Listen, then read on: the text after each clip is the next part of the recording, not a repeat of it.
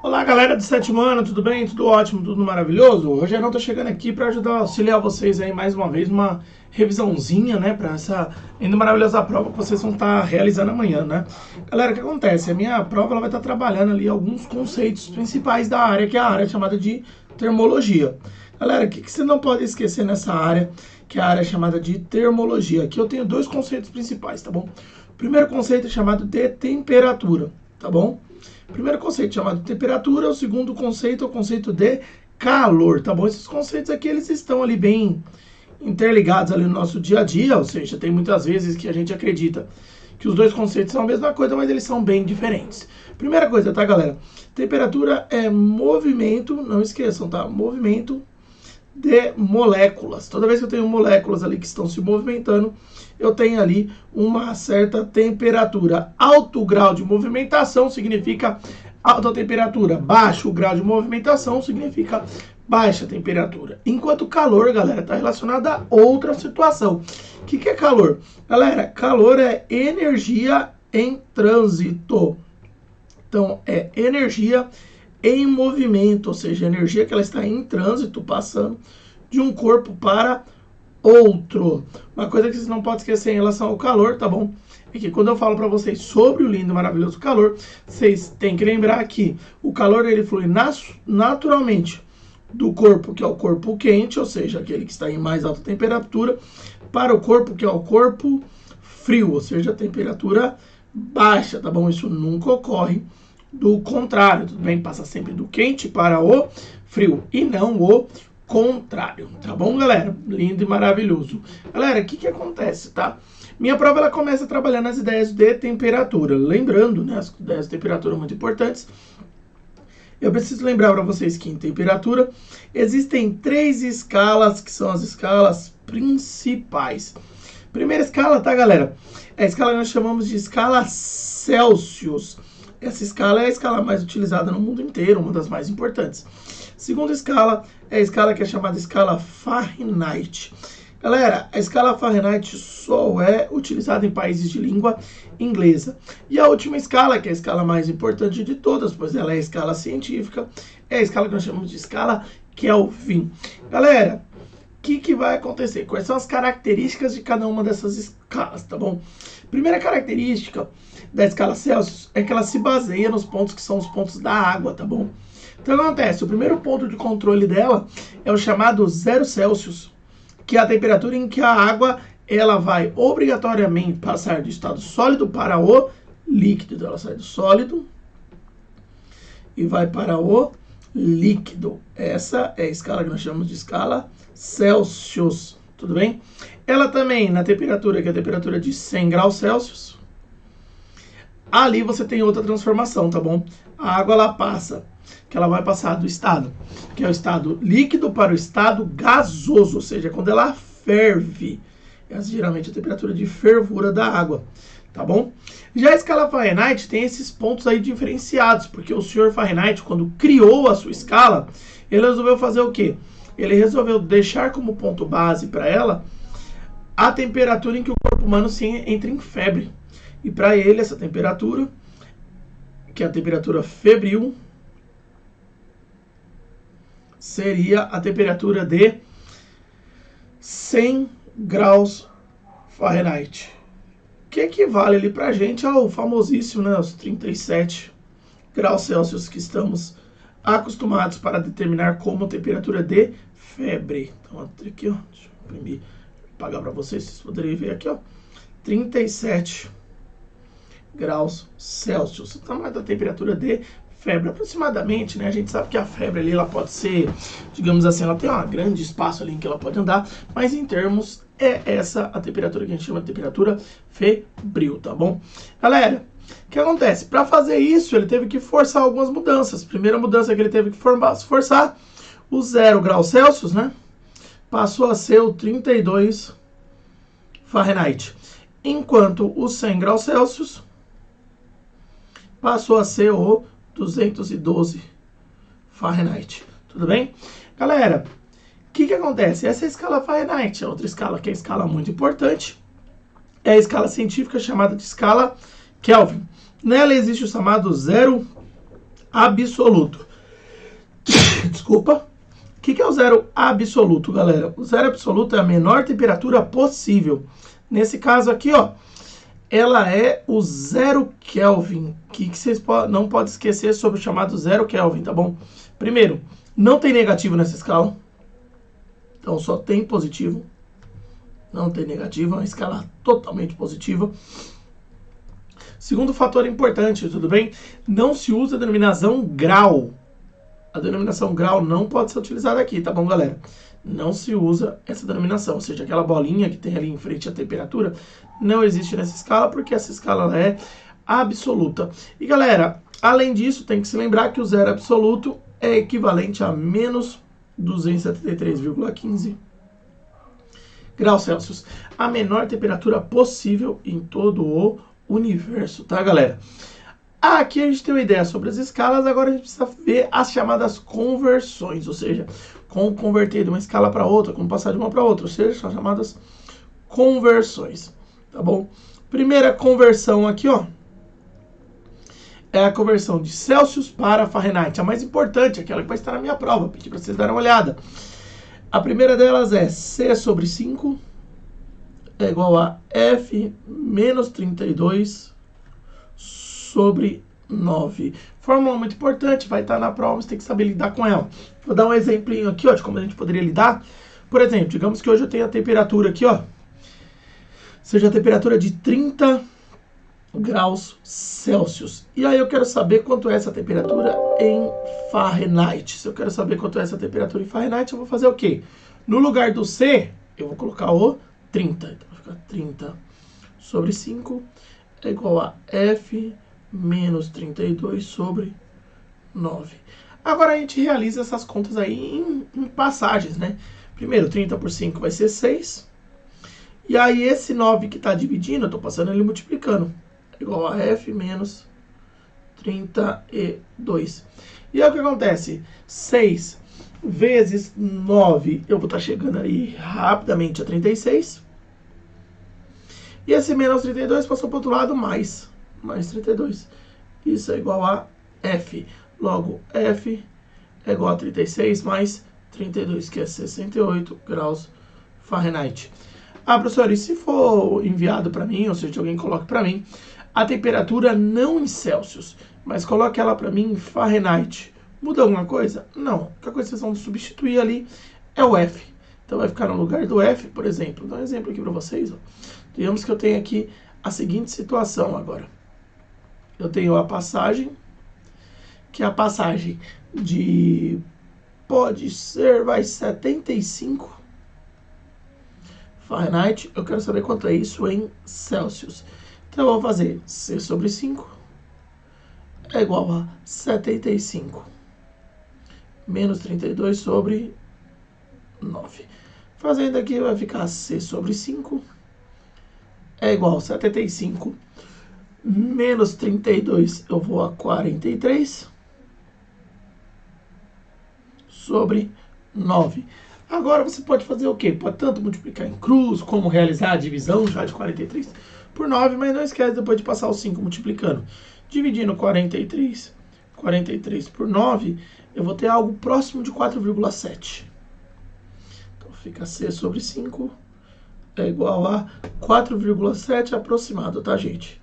E aí, finalizando, eu vou fazer C é igual a 5 vezes 4,7. E aí, 5 vezes 4,7, chegamos ao valor de 23,8 graus Celsius. Em si, essa é a conversão mais cobrada, que vai estar lá em prova, então muito cuidado com ela. Além disso, temos outras conversões importantes. Uma outra conversão é a conversão de Kelvin para Celsius. E essa é mais fácil, tá bom? Porque Kelvin é igual a Celsius mais 273. Então, vai ser bem mais fácil, é só somar. E outra, caso seja necessário, é você usar a de Kelvin para Fahrenheit. Essa daqui, ó, Kelvin para Fahrenheit vai ficar Fahrenheit menos 32 sobre 9 é igual a Kelvin menos 273 sobre 5. São as principais transformações, tudo bem? Alicerce é o que a gente fala que é a área de temperatura. Próxima área é a área que nós chamamos de transmissão de calor. Qual que é a ideia da transmissão de calor? As maneiras como eu posso transmitir calor de um objeto para outro. Em si, são 3 maneiras principais. A primeira delas é chamada de condução. A condução de calor ela vai ocorrer quando você tem um objeto que está quente, outro objeto que está frio, e aí a energia ela vai passando de objeto a objeto, molécula a molécula, principalmente pelo contato. Então, nessa daqui, é necessário que os dois objetos de temperaturas diferentes estejam em contato. Lembrando que nem todo material é um bom condutor de calor, tudo bem? Condutores aqui mais clássicos, tá bom? Os metais. Os metais são ótimos condutores. Eles conduzem calor com grande eficiência. Em contrapartida, você tem uma série de materiais que são chamados de isolantes. Exemplo mais clássico de isolante, o isopor, o neoprene, são todos isolantes. Isopor, né? O isopor é um material ali que ele é utilizado para poder, a gente fala assim, né? Manter a temperatura, mas o certo não é manter a temperatura, né, galera? A palavra certa de você falar é evitar que ele troque calor, tá? Então ali são materiais bem mais importantes, tudo bem? Deixa eu só arrumar aqui, ó, pra gente poder arrumar, apagar essa partezinha pra vocês. Aqui pra ficar mais bonitinho, tá bom? Boa. Aí agora a gente pode falar aí do isopor. Ele é um isolante de calor. Lembrando, tá?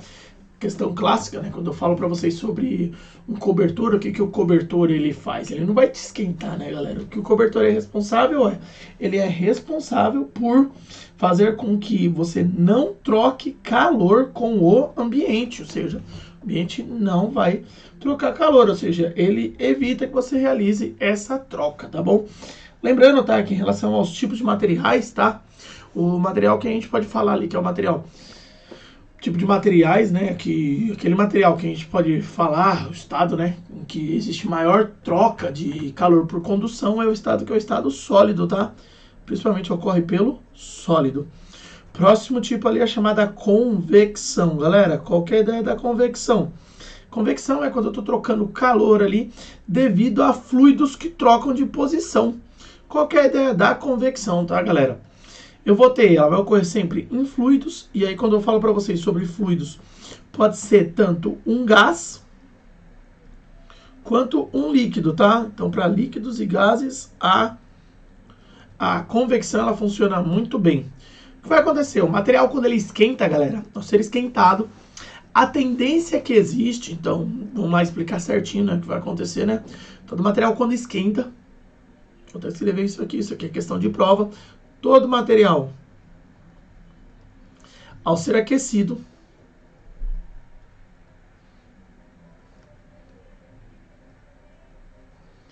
expande, ou seja, aumenta de tamanho. Vou colocar aqui para vocês, aumenta de tamanho. Aumenta de tamanho, diminuindo sua densidade. Então, diminuindo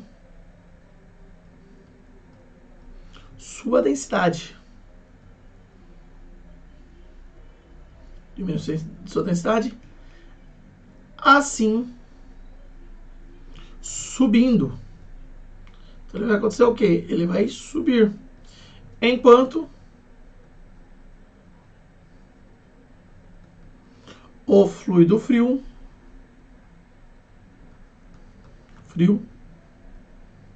desce. Vocês querem traduzir isso de maneira mais simples ali, né? A gente pode falar o seguinte, que o quente sobe,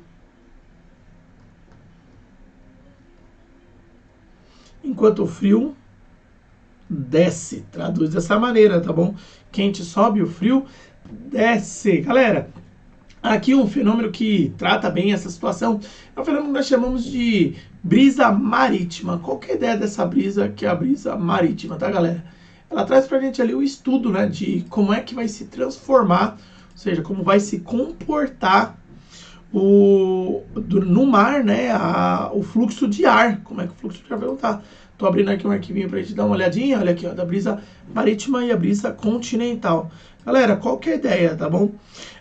Durante o dia, né, o Sol ele vai aquecendo ali tanto o mar, seja aqui, quanto a areia. Só que acontece, a areia ela tem tendência a receber o calor e já liberar. Logo, o ar que está em cima da areia, ele sobe por a areia estar mais quente. E o ar que está em cima da água, por ficar frio, ele tende a descer. Então ele sopra da onde?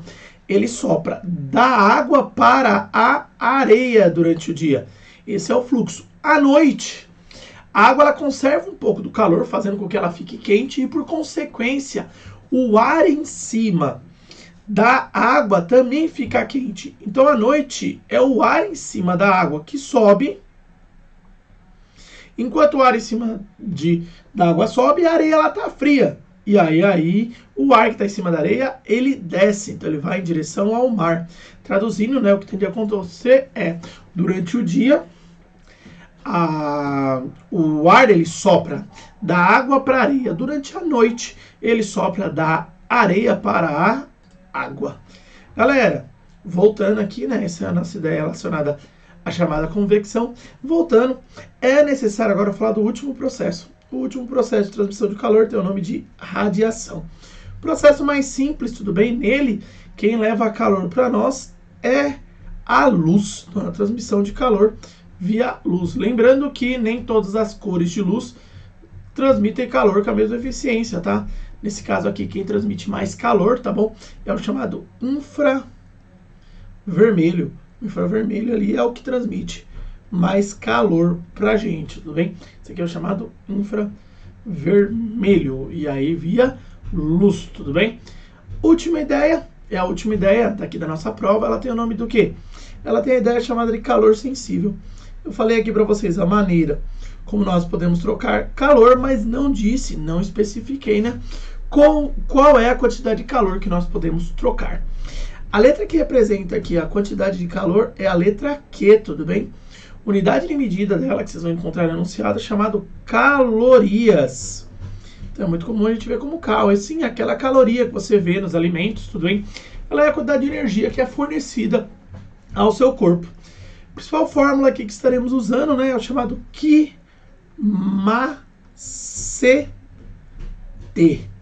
Vamos especificar cada uma dessas letrinhas.